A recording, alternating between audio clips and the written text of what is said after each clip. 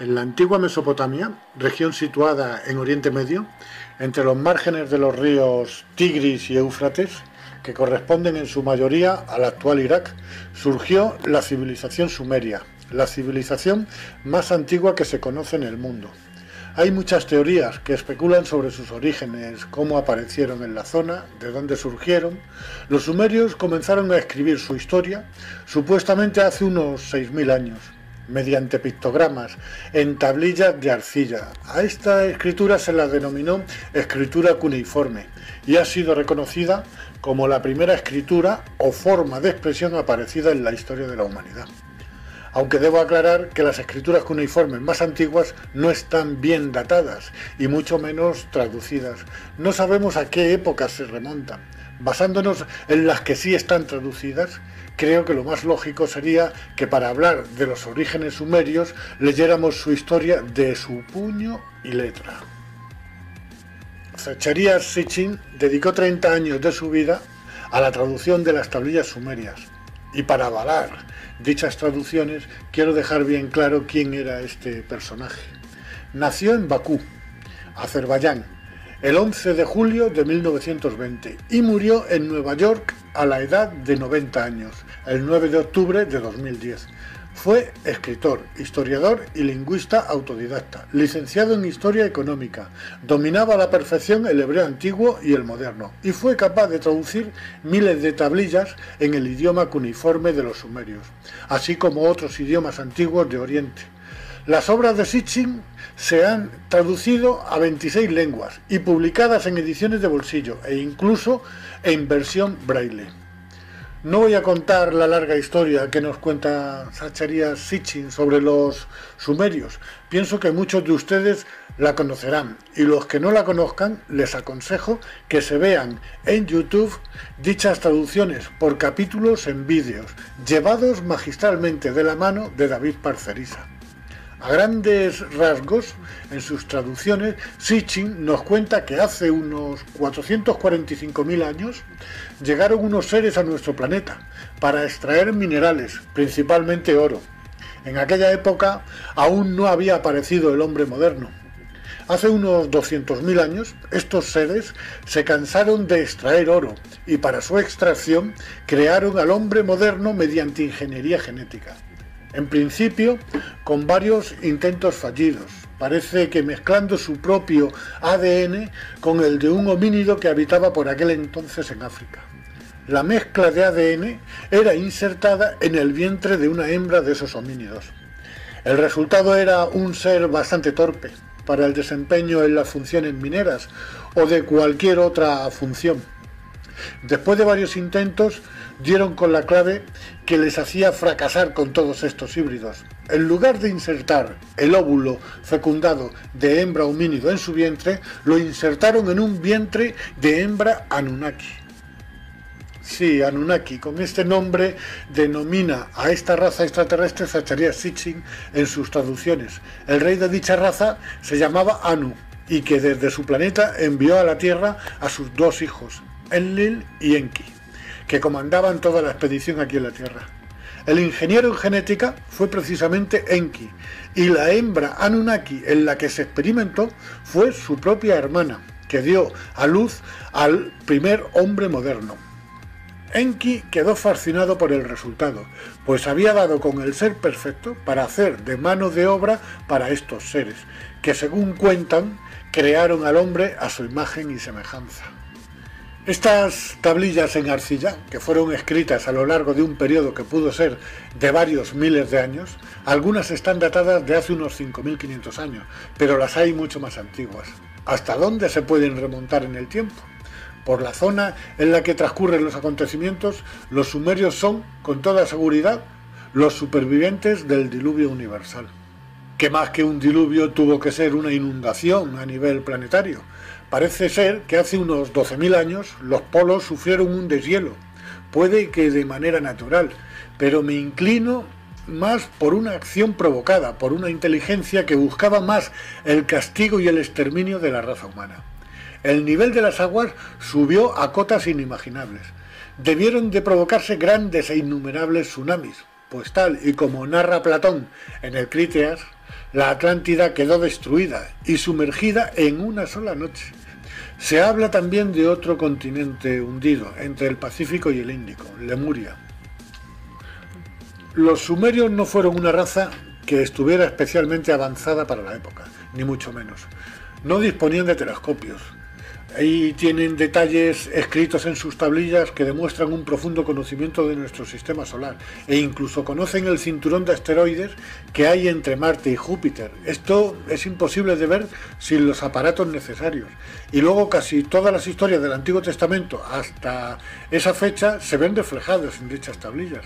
Solo hay una variante. No hablan de ningún dios. Hablan claramente de unos seres que bajaron de las estrellas. Solo cabe pensar que había escribas entre los sumerios y que tomaron al dictado lo que durante miles de años les fueron dictando los propios Anunnakis. Miles de años después aparecen los manuscritos del Mar Muerto. Son una colección de alrededor de 800 manuscritos, escritos en hebreo y arameo. Se desconoce por completo sus autores. Se encontraron en 11 grutas en los alrededores del Mar Muerto.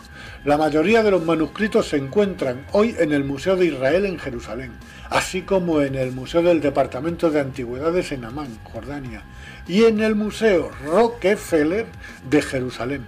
Me llama poderosamente la atención este último museo, ya que pienso que hay una relación muy directa con los dueños del mundo actual. Estos manuscritos datan de los años 150 a.C. hasta el 70 después de Cristo. Por la fecha en que están datados, cabe pensar que son copias de las tablillas de arcilla de los sumerios, pues muchas de las historias que cuentan son coincidentes con estas. Por supuesto, me refiero solo a aquellos manuscritos del Antiguo Testamento que llegan hasta la época sumeria. Dichos manuscritos están considerados como copias, no hay originales. Quiero poner un dato en conocimiento de todos, en lo que se refiere a los manuscritos del Mar Muerto. No tenemos ningún texto con puño y letra de su autor original, y lo que sí tenemos son miles de copias antiguas. Alguien tuvo que traducir hace miles de años las tablillas sumerias al hebreo antiguo, de ahí la aparición de los manuscritos del Mar Muerto. Tuvo que ser un sumerio. Si no fuera así, hoy por hoy, creo que solo existirían poco más que los escritos del Nuevo Testamento, que son poco fiables, ya que en ellos existen más de 35.000 diferencias y contradicciones. En el Museo Nacional de Irak, en Bagdad, estaban expuestas las tablillas de arcilla, y digo que estaban porque con la invasión de Irak por parte de una coalición de países encabezada por los Estados Unidos, entre el 20 de marzo y el 1 de mayo de 2003, exactamente el 10 de abril de 2003, cuando entraron las fuerzas militares estadounidenses en Bagdad, actuaron como verdaderos saqueadores, entrando y destruyendo todo en el Museo Nacional de Irak. Los casi 200.000 objetos del museo, la mayor colección de antigüedades de Sumeria, Babilonia y Asiria en el mundo, fueron destruidas. Urnas antiquísimas despedazadas, miles de tablillas de arcilla cuneiformes de más de 5.000 años de antigüedad, robadas y destruidas. Muchas de ellas estaban por descifrar. Mientras tanto, otra facción del ejército estadounidense protegía celosamente las instalaciones de gas y petróleo de Kirkuk, donde se halla casi un tercio del petróleo iraquí. Es curioso, parece que entraron con dos fines: borrar la historia del verdadero origen del hombre y robar las reservas de gas y petróleo. ¿Dónde quedó el supuesto motivo de la guerra? ¿Dónde estaban las armas de destrucción masivas? Puedo entender que por codicia, por avaricia, fueran a por las reservas de gas y petróleo. Pero, ¿qué se esconde tras la destrucción de las tablillas de arcilla?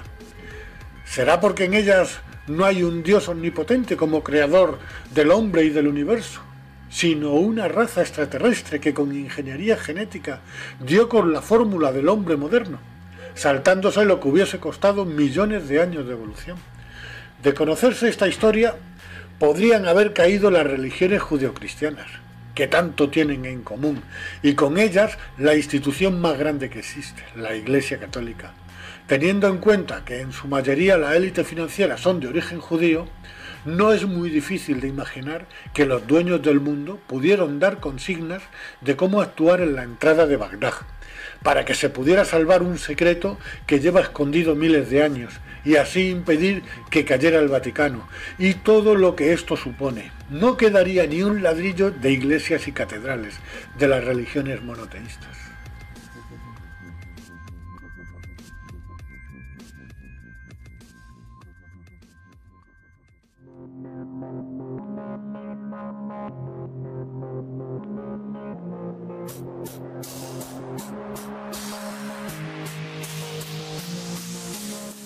Desde la primera traducción, hace miles de años, de un sumerio que hizo del lenguaje cuneiforme al hebreo antiguo, hasta los manuscritos del Mar Muerto, datados en el año 150 a.C., tuvo que haber una transición de copias y copias sobre copias, que terminó derivando de una historia de extraterrestres que bajaron de las estrellas y crearon al hombre moderno a su imagen y semejanza, a un Dios omnipotente que creó al hombre y al universo en 6 días y al séptimo descansó. Desde luego, sí que se degeneró o se tergiversó la verdadera historia de la humanidad. Da que pensar.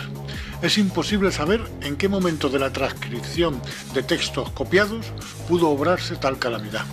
Quizás no fue degeneración accidental y forme parte de un plan. Puede que la clave esté oculta en los sótanos del Vaticano, donde se esconden grandes secretos que nos han ocultado a toda costa, como si de ello dependiera su supervivencia.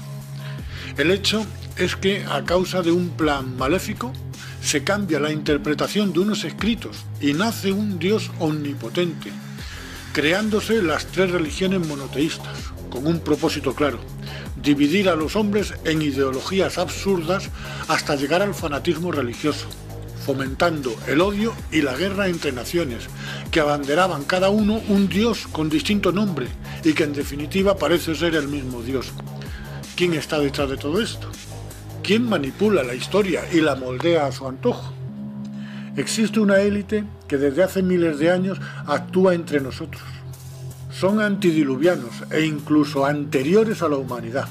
Provocaron extinciones que nos llevaron al borde de la desaparición de nuestra especie. Estuvieron siempre allá donde surgía una gran civilización, la cual manejaban siempre a su antojo. De Sumeria, de Babilonia y Asiria pasaron a Egipto y fueron testigos del nacimiento de una nueva civilización, en las que se erigieron como faraones y dioses supremos. Los primeros signos de una compleja cultura empiezan a manifestarse con el surgimiento de pequeñas ciudades a lo largo del río Nilo. Desarrollaron un lenguaje basado en jeroglíficos.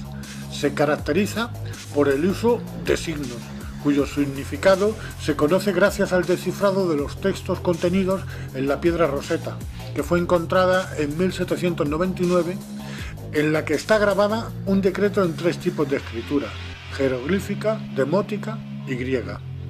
Es muy significativo comprobar que el idioma jeroglífico egipcio es como una extensión o continuación más evolucionada del idioma cuneiforme de los sumerios. Por extensión, también se ha dado el nombre de signo jeroglífico a algunos de los grafemas de la escritura cuneiforme.